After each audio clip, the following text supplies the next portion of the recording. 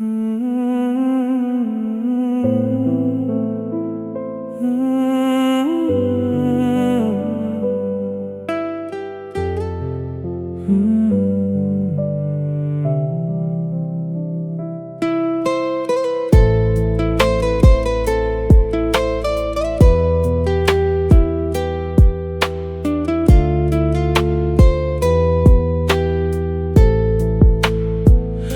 ងបានជួបអូន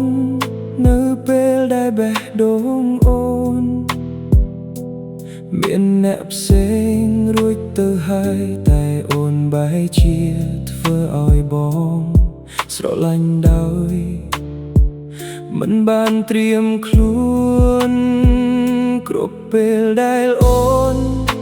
ញញឹមដាក់បងតែងភ្លេចថាខ្លួនឯងគ្មានសិទ្ធិ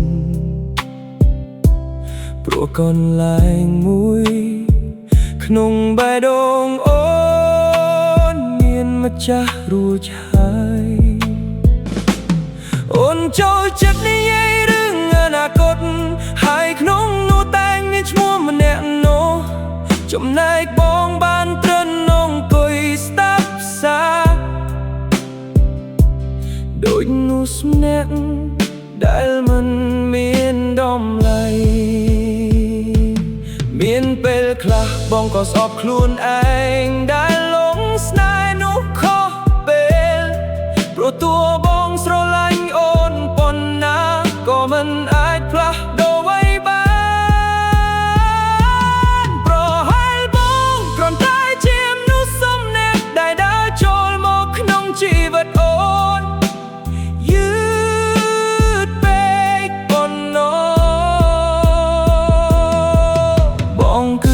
ដែលមកយឺតពេកយឺតរហូតមិនមានសិទ្ធស្រឡាញ់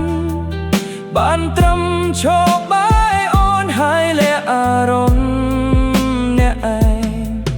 បើបងបានជួបអូនមុននេះបន្តិចតាពួកយើងអាចខុសពីនេះទេឬចុងក្រោយបងនៅតែជាមនុស្សដែលអូ